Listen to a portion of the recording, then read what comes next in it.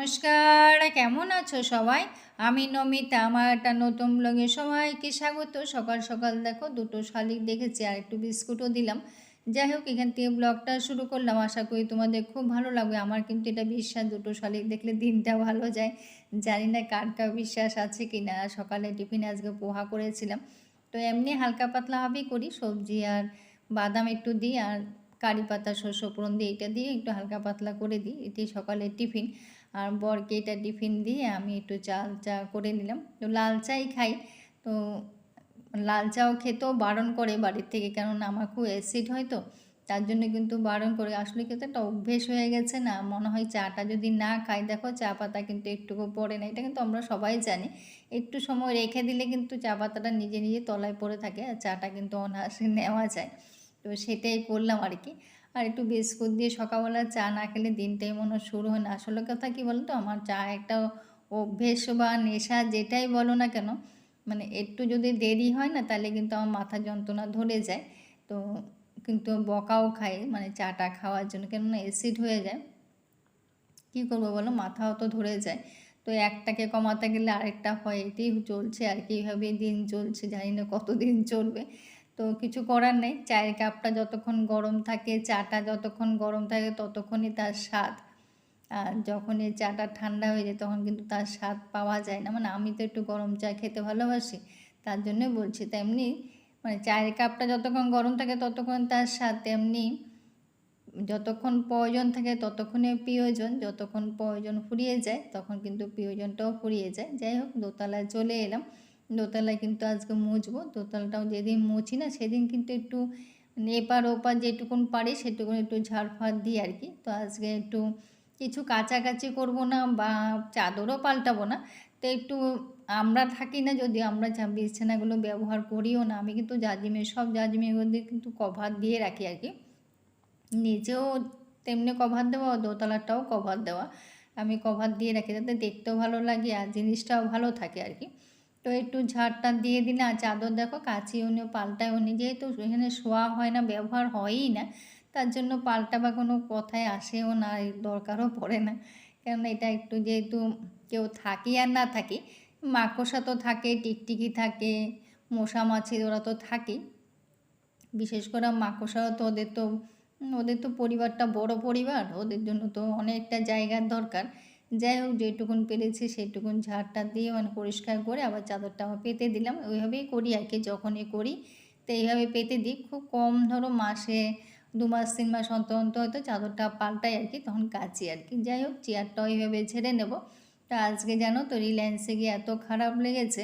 তো বলে না মানুষে, মানে সমাজ এগিয়েছে শুনি, মানে আমরা সবাই শুনি সমাজ এগিয়েছে, কোথায় এগিয়েছে জানি না, কিন্তু এত খারাপ লেগেছে। মানে দুজনেই কিন্তু বয়স্ক। আর এটা আমার ভিডিও করতে নিজেরও মন মানসিকতা মানে আসেনি যে ভিডিও করবো জায়গাটায়। বলে না মেয়ে তোমার স্বাধীন কোথায়, কথাটা কিন্তু একেবারে সত্যি। যদিও বলে না মেয়ে তোমার মানে স্বাধীন হয়েছে, নিরাপত্তা পাচ্ছে, কোথায় স্বাধীন, সে তো বাড়িতেই স্বাধীন নেই, আর বাইরে কথা তো বাদই দিলাম। তো ভদ্রমহিলা দুজনেই কিন্তু বয়স্ক, বলেছি দুজনেই বয়স্ক। ভদ্রমহিলা আর ভদ্রলোক দুজনেই গেছেন রিলায়েন্সে বাজার করতে।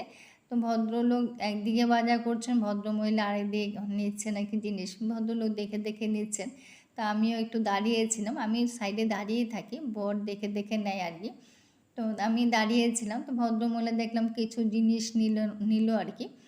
তো তারপর যখন কাউন্টারে আসলো না তখন বিল করতে, তখন ভদ্রলোকের তা দেখো অফ ক্যামেরায় কিন্তু আমি পুরো দোতলাটা মুছে নিলাম, যেহেতু অনেক দেরি হয়ে যাচ্ছে।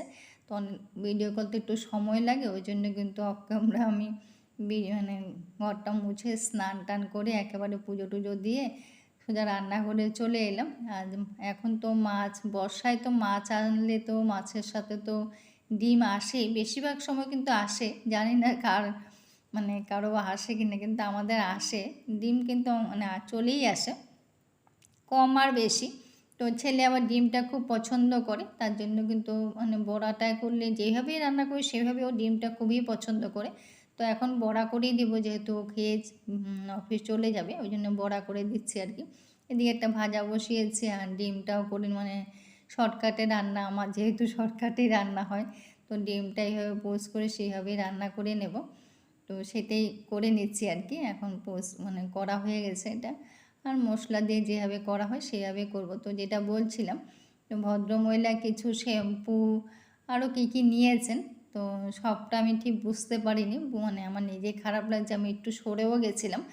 তা ভদ্রলোক যখন কাউন্টারে গেছেন, যখন বিল করতে, তখন ব্যাগের দিকে তাকিয়ে বলছেন, এগুলো কী নিয়েছো? ভদ্রমহিলাকে বলছেন ভদ্রলোক।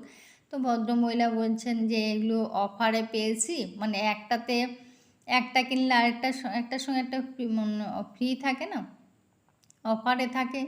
তো তেমনই শ্যাম্পু হয়তো কিছু নিয়েছে।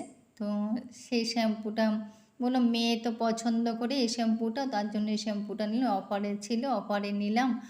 আর কি একটা জানি নিল, মানে একটা দুটো জিনিস নিয়েছেন উনি। তো তখনই ভদ্রলোক বলে উঠলেন যে, তুমি তো রোজগার করো না, তুমি কি বুঝবে, তো ঘরে বসে থাকো, মানে কত কি মানে একটা কবিতা বলে ফেললেন। তো আমার খুব খারাপ লেগেছে। তখনই বললাম যে, মেয়ে তোমার স্বাধীন কোথায়? তা আমি যদিও ওই জায়গাটা ভিডিওটা করিনি, তো এখানে রিলায়েন্সে এসেছিলাম রান্নাবান্না খাওয়া দাওয়া সব শেষ করে আর কি। তখনই ওই জায়গাটা আমার নিজেরও খুব খারাপ লাগছিল। তো বাজার থেকে চলে এলাম, চলে এসে একেবারে এখন কিন্তু বিকেল আর কি, যদিও রোদ আছে, রোদের তো এখন মানে যেহেতু একটু বেলা করে থাকে, আর বৃষ্টি পড়লে তো বৃষ্টিই থাকে। আজকে বৃষ্টি অবশ্য সকাল থেকে পড়েনি, কালকে রাত্রে পড়েছিল। তো সেটাই মানে বলছি আর কি, যে মানুষে টাকা থাকলে হয় না, মনও থাকা দরকার, একটা কথা আছে। আর একটা যে মেয়েদের যে স্বাধীন বলতে কি, আসলে বাড়িতেই স্বাধীন নেই, আর বাইরে কথা বাদই দিলাম, বাড়িতেও দেখবে তো কিছু একটা বলে, যখন বলে তুমি কি বোঝো, তুমি কিছু জানো না, তারপর তোমার মাথায় আছে নাকি, এইসব কথা শুনলেও কিন্তু খুব খারাপ লাগে সত্যি। তো মেয়ে তখনই মানে আমার এত খারাপ লাগছিল যে, উনি হয়তো মেয়ের জন্যই তো নিয়েছে, মানে বাড়ির জন্যই তো নিয়েছে, আলাদা করে তো অন্য তো জায়গার জন্য তো নেওয়া হয়নি জিনিসটা। নিশ্চয়ই ওনারও তো একটা মানে স্বাধীন তো সবারই থাকার দরকার, তাই না? সবাই তো এটা বোঝে যে কোথায় কী দরকার, না নিজের সন্তানের জন্য তো নেওয়া। যাই হোক, প্রত্যেকেরই একই অবস্থা। খুব খারাপ লেগেছে, যে তখনই ভাবলাম যে মেয়ে তোমার স্বাধীন কোথায়? কোথাও নেই। তো দেখো, এটা কিন্তু ধুনো গুঁড়ো করলাম। আমার এটা কিন্তু এই কাজটা আমার মানে আমার মাঝে মাঝে মানে যদিও মাসে 2-3 মাস পর পর করি, কিন্তু আমার খুব বিরক্ত লাগে এই কাজটা করতে। এই কাজটা আমার একদম কঠিন কাজ লাগে। মানে কোনো কাজের থেকে কিন্তু সব কাজেতে এই কাজটা বেশি কঠিন কাজ লাগে। আর আজকে জানো তো, রিলায়েন্সে এটা জানতাম না যে পুজোর ঘিও পাওয়া যায়। মানে রিলায়েন্স, এটা কখনো জানতাম না। তো দেখলাম ঘিটা কেমন জানি না, এখনও ব্যবহার করিনি। তো ব্যবহার করলেও বোঝা যাবে কেমন ঘি, জানি না, যদি ঠাকুর ঘরে ঘি আমার লাগে আর কি। তো আজকে পেয়েছি, ঠাকুর পুজোর ঘি আলাদা পাওয়া যায়, দেখলাম খুব সাদা। তো জানি না এটা কেমন হবে, জ্বলবে কিনা, বাতি এটাও জানা নেই কিনা। এখন তো শুনি ঘিয়ের মধ্যে তো আলু সিদ্ধ দেয়, কত কী দেয় শোনা যায়। যাই হোক, ব্যবহার করলে বোঝা যাবে। যদিও পেয়েছি, এমনি বাইরে তো প্রচুর দাম ঘিয়ের, কিন্তু এখান থেকে কমের মধ্যেই পাওয়া গেছে আর কি। তো যাই হোক, এগুলো সব করে গুছিয়ে, এগুলো তো গুছাতে হয়। রিলায়েন্সের থেকে আসলে কিন্তু অনেকটা কাজও বাড়ে। এগুলো সব আবার মানে এখন তো বর নিচে বসে গেছে, এগুলো সব মেলাচ্ছে। তা আমি যাব, আবার আমাকে ধরতে হবে, মানে দামগুলো মেলাবে, মানে কাজ আছে অনেক। তো যাই হোক, এগুলো কিন্তু করতে হয়। তো ওখানে গেলে কিন্তু এই যে মাসে একবার যাওয়া হয় না, যদিও 2 মাসে যাই। তো গেলে তারপরে কিন্তু এগুলো সব মানে বউ সেবা করতে হয়, সব আবার জায়গায় ঢালতে হয়, গুছাতে হয়, মশলাগুলো ধুতে হয়, অনেক কাজ থাকে, কাজের আর শেষ নেই। যাই হোক, ঠাকুরঘরের সন্ধ্যাটাও দিয়ে দিলাম। তা আমি যেহেতু একটু তাড়াতাড়ি সন্ধ্যা দিই, মানে পুরো অন্ধকার হলে কিন্তু আমি সন্ধ্যা দিই না, একটু আলো থাকতেই দিই আর কি। এটা বরাবরের অভ্যেস। আসলে এটা আমার শাশুড়ি মার থেকে শিখেছি, এটা সবসময় বলি। তো যাই হোক, সন্ধ্যাটাও দেওয়া হয়ে গেছে, দিয়ে এখন নিচে যাব, তারপর এগুলো গুছাবো, অনেক কাজ আছে। তো আজকে সারাদিনটা এইভাবেই কাটলো। তো দেখো, নিচেও চলে যাচ্ছে, এখন তুলসী মঞ্চ চলে এলাম, এখানেও বাতিটা জ্বালিয়ে দেব। আজকে তুলসী মঞ্চটা সকালবেলা পরিষ্কার করেছি, যেহেতু বর্ষাকাল না, শ্যাওলাও পড়ে যায়, পরিষ্কার করেছি। আর দেখো কত বাজার আনা হয়েছে, এগুলো কিন্তু সব গুছাতেও হবে। তো সব জায়গাটা সব আবার গুছিয়েও নিলাম, গুছিয়ে সব মানে যেটা যেটা ঢালার দরকার সেটা ঢেলে নিয়েছি। আর বাকি যেগুলো এক্সট্রা থাকে সেগুলো একটা ব্যাগের মধ্যে রেখে দিই আর কি, যেগুলো জায়গা হয় না। তো সেগুলো আলাদা আলাদা কৌটোয় থাকে, তো আর যেগুলো জায়গা হয় না সেগুলো একটা ব্যাগের মধ্যে রেখে দিই আর কি। তো সেটাই রেখে দিলাম, সে রেখে আবার গুছিয়ে নিলাম, চা বানিয়ে আজকে ব্লগটা এখানে শেষ করব। তো কেমন লাগলো কমেন্ট করে, সবাই ভালো থেকো, সুস্থ থেকো। যদি কিছু একটা ভালো লেগে থাকে তো লাইক কমেন্ট শেয়ার করে পাশে থেকো, পাশে রেখো। চাও হয়ে গেছে, চায়ের টেবিলে আমি ব্লগটা শেষ করব।